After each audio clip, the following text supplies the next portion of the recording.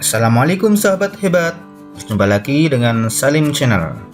Kali ini kita akan membahas penggunaan tanda hubung dan tanda pisah untuk persiapan ASPD Bahasa Indonesia, tambah dengan contoh soal dan pembahasannya. Namun sebelum itu, jika kalian ingin sukses mendapat nilai 100 seperti mereka, maka rajinlah menyimak setiap video dalam channel ini. Dan jangan lupa like, share, dan subscribe. Saya doakan mendapatkan nilai terbaik. Kita langsung ke pembahasan penggunaan tanda hubung. Ada beberapa peraturan dalam penggunaan tanda hubung. 1. Tanda hubung dipakai untuk menandai bagian kata yang terpenggal oleh pergantian baris. Misalnya, di samping cara lama, diterapkan juga cara baru.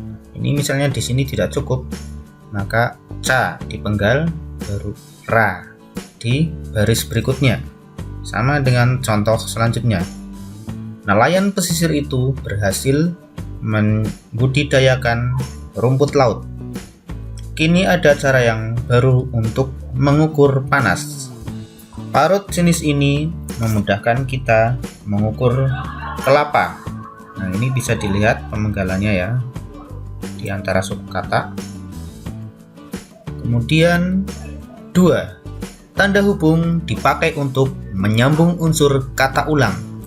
Misalnya, anak-anak, berulang-ulang, menggeleng-gelengkan, kemerah-merahan, mengorek-ngorek, berlari-lari. Ini adalah kata-kata yang berulang, maka disambung dengan tanda hubung. 3. Tanda hubung dipakai untuk menyambung tanggal, bulan, dan tahun yang dinyatakan dengan angka. Atau bisa juga menyambung huruf dalam kata yang dieja satu-satu. Misalnya, 11/11/2013, artinya tanggal 11, bulan 11, atau November tahun 2013. Antara tanggal, bulan, dan tahun ini diberi tanda hubung. Atau ini, panitia, ketika huruf ini dieja satu-satu, maka digunakan tanda hubung P, A, N, I, T, I, A. Setiap pengejaan hurufnya disisipi tanda hubung. Yang keempat, tanda hubung dapat dipakai untuk memperjelas hubungan bagian kata atau ungkapan. Misalnya, berevolusi. Nah, ini tanda hubungnya setelah kata berevolusi. Baru dilanjutkan. Mengukur, 25 ribuan. Nah, ini 25, berarti ini maksudnya adalah nanti angka 25. Ribuan maksudnya ini ribuan, jadi artinya adalah 25 kali 1000. Ini 25-nya yang di bagian kata 2, tanda hubung puluh, tanda hubung 5, berarti 25, dan ribuannya adalah yang ini, ribuan, angka 1000. Kemudian 23/25. Ini ditulis dengan huruf yaitu 2 tanda hubung, puluh tanda hubung 3. 23 ini tersendiri. Kemudian baru per 25. 25. Jadi ini terpisah, ini 25-nya juga terpisah dengan tanda per. Penulisannya seperti ini. Karena ini untuk memperjelas hubungan kata atau ungkapan. Bayangkan kalau tidak ditandai seperti ini, bisa-bisa membingungkan. Mesin hitung tangan, ini berarti mesin hitung tangan gitu ya. Bandingkan dengan ini, kalau belum paham bandingkan coba. Kalau ini berevolusi, ini berevolusi. Antara evolusi dengan revolusi tentu saja berbeda, apalagi imbuhannya juga ini ber, sedangkan ini hanya be. Mengukur, nah, ini mengukur, antara ukur dan ngukur itu beda. Kemudian ini 25 ribuan. Nah, kalau ini kan yang atas 25. Ini angkanya 25, tapi kalau ini 20. Nanti beri tanda hubung hanya ini, maka ya hanya angka 20. Dan ini digabung justru 5 ribuan dengan tanda hubung ini, berarti ini angkanya 5000. Kemudian ini juga 23/25. Nah, ditulisnya kalau dalam huruf ini untuk memperjelasnya 20. Nah, ini berarti angkanya tersendiri 20 ya, karena ini ada tanda hubungnya. Kemudian 3 ini juga tersendiri di sini. Baru ada per 25. Per 25 sini ada 25. Berarti ini angka 25 juga tersendiri. Kemudian mesin hitung tangan. Nah, mesin hitung tangan. Penggalannya beda ya. Selanjutnya 5. Tanda hubung dipakai untuk merangkai. Nah, ini ada beberapa contohnya. Misalnya A. Se. Dengan kata berikutnya yang dimulai dengan huruf kapital. Jadi se jika dilanjutkan dengan kata berikutnya yang diawali dengan huruf kapital, maka sebelum kata tersebut se-nya itu diberi tanda hubung. Contohnya ini, se-Indonesia. Ini kan Indonesia diawali huruf besar. Se-Jawa Barat. Ini Jawa Barat juga diawali huruf besar, maka ini diberi tanda hubung. Kemudian yang B, ke dengan angka, diikuti angka maksudnya. Peringkat kedua, ini setelah ke diberi tanda hubung. Ulang tahun ke-17, sama ya. Kemudian C, angka dengan akhiran an. Nah, sebelum akhiran an, jika depannya adalah angka, maka diberi tanda hubung. Contohnya nih, tahun 1950-an, tahun 70-an. D, kata atau imbuhan dengan singkatan yang berupa huruf kapital. Jadi kata-kata yang nanti akan diikuti dengan suatu singkatan. Nah, singkatan itu kan dengan huruf besar, maka sebelum huruf besar itu, setelah kata-kata itu, dan sebelum huruf besar diberi tanda hubung. Contohnya ini ya, hari H, sinar X, ber-KTP, di SK-kan. Bahkan ini tidak hanya awalannya, akhiran juga, karena di sini imbuhannya. Jadi bisa awalan, bisa akhiran. Jika ini pakai huruf kapital singkatannya, maka diberi tanda hubung. Kemudian D, kata dengan kata ganti Tuhan. Contohnya ini, ciptaannya. Nah, nya ini adalah kata ganti untuk Tuhan. Atas rahmatmu. Ini juga diberi tanda hubung.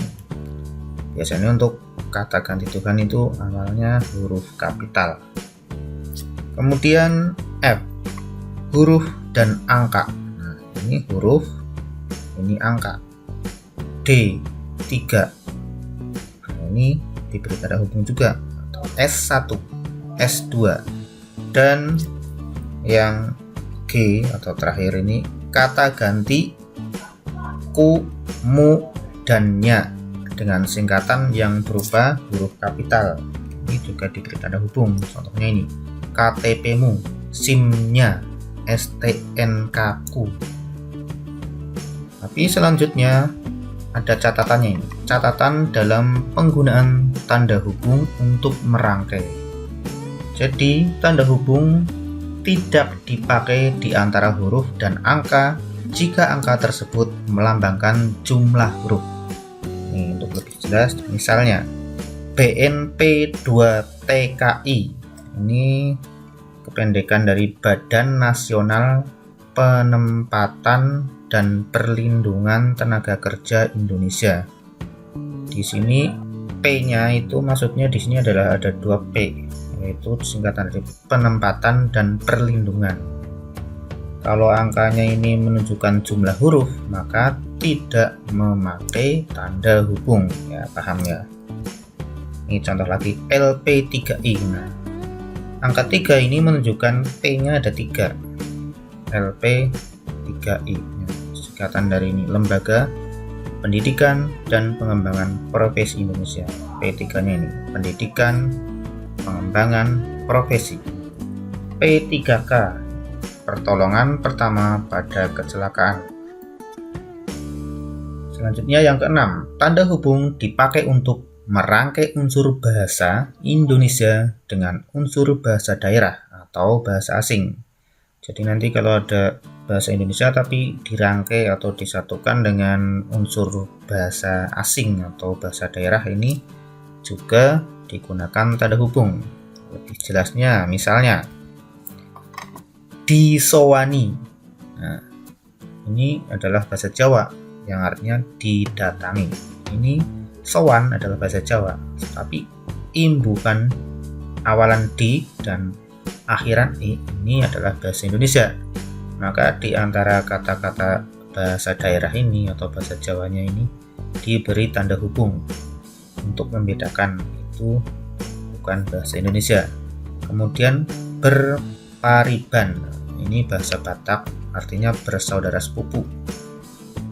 Sebelum pariban, ini setelah awalan ber diberi tanda hubung. Kemudian di backs up, ini bahasa Inggris, dibuat cadangan maksudnya. Merekal, bahasa Inggris, atau menarik kembali artinya. Pentakelan, bahasa Inggris, pencekalan. Selanjutnya yang ke-7, tanda hubung digunakan untuk menandai bentuk terikat yang menjadi objek bahasan ini. Menandai bentuk terikat yang menjadi objek bahasan. Misalnya, kata pasca berasal dari bahasa Sanskerta.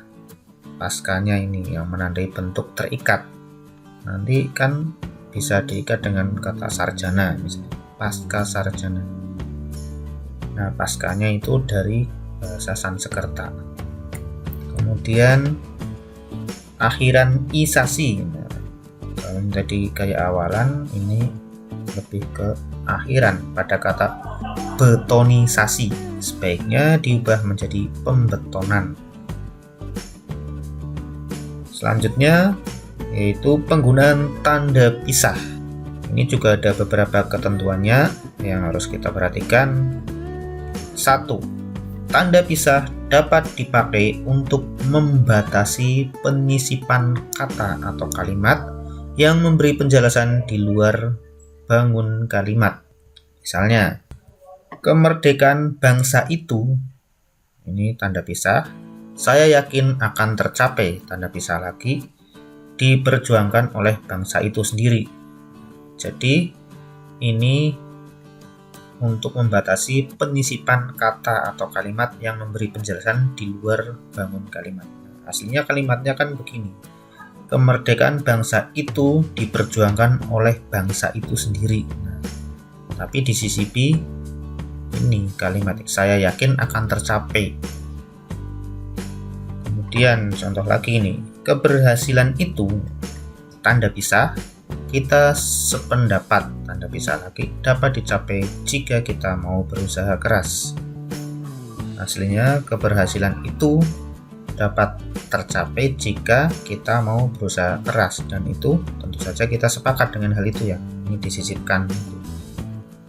Selanjutnya, ketentuan yang kedua, tanda pisah dapat dipakai juga untuk menegaskan adanya keterangan aposisi atau keterangan yang lain.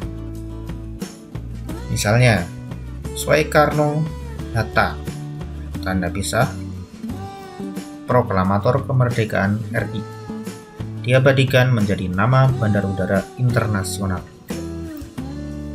Selanjutnya, rangkaian temuan ini, tanda pisah, evolusi, teori kenisbian, dan pembelahan atom telah mengubah konsepsi kita tentang alam semesta. Jadi yang diantara tanda pisah ini L sebagai A posisinya. Selanjutnya ini contoh lagi gerakan pengutamaan bahasa Indonesia. Amanat Sumpah Pemuda harus terus digelorakan. Selanjutnya ketentuan yang ketiga, yaitu tanda pisah dipakai di antara dua bilangan tanggal atau tempat yang berarti sampai dengan atau sampai ke. Misalnya tahun 2010 sampai dengan 2013. Tanda pisah di sini berarti sampai dengan. Kemudian tanggal 5 sampai dengan 10 April 2013. Oh, yang ini lagi ini. Jakarta, Bandung. Ini berarti yang ini sampai ke Jakarta sampai ke Bandung. Selanjutnya contoh dalam soal ujian dan pembahasannya. Contoh 1. Di sini yang ditanyakan adalah kesalahan penggunaan tanda baca pada paragraf tersebut secara berurutan ditunjukkan oleh nomornya, tapi urut. Ini kita baca dulu. Siswa kelas 6 SD ceria akan mengikuti kegiatan perkemahan. Nah, ini kalimat berita ya atau keterangan. Jadi tanda titik itu betul, padahal yang ini yang dicari adalah kesalahannya. Kemudian kalimat kedua, siswa dibagi dalam beberapa regu. Ini juga betul lagi. Kemudian masing-masing regu diwajibkan membawa peralatan kemah. Nah, ini masing-masing ini harusnya menggunakan tanda hubung. Tapi ini garis miring, jadi ini salah. Jadi kesalahan pertama di sini. Kemudian ini masing-masing regu diwajibkan membawa peralatan kemah. Nah, ada tikar, senter, tongkat, dan tali. Nah, sebelum perincian ini seharusnya bukan titik koma tetapi titik 2, maka ini salah. Kemudian yang ini betul. Wah, perkemahan nanti pasti asik. Nah, ini setelah kata seru tapi kok masih ada kelanjutannya, itu koma dulu.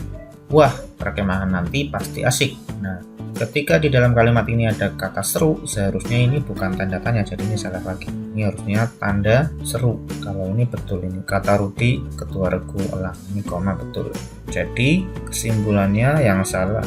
Yang salah adalah nomor 1 betul, tanda titik. Kemudian yang kedua tanda garis miring, ini yang salah. Kemudian tanda ini salah, ini harusnya adalah pakai tanda hubung untuk yang garis miring. Kemudian yang nomor 3 adalah titik koma. Yang ini juga salah. Jadi ini yang nomor 3 salah ya. Harusnya titik 2. Kemudian yang nomor 4 tanda koma. Ini sudah betul ya, di sini ada 2 tanda koma, semuanya betul. Kemudian 5 tanda tanya. Nah, ini juga salah karena ini seharusnya bukan tanda tanya, tetapi ketika ada kalimat itu ada kata serunya adalah menggunakan tanda seru. Di kesimpulannya kesalahannya yaitu ada di nomor 2, 3, dan 5. 2, 3, 5. Jawaban B. Selanjutnya contoh soal kedua. Ini yang ditanyakan penggunaan tanda baca yang tepat. Jadi selain mencari kesalahan, juga biasanya diminta mencari tanda baca yang tepat untuk melengkapi kalimat tersebut. Ini juga secara berurutan, ditunjukkan nomor. Selanjutnya adalah ini dari sini dulu.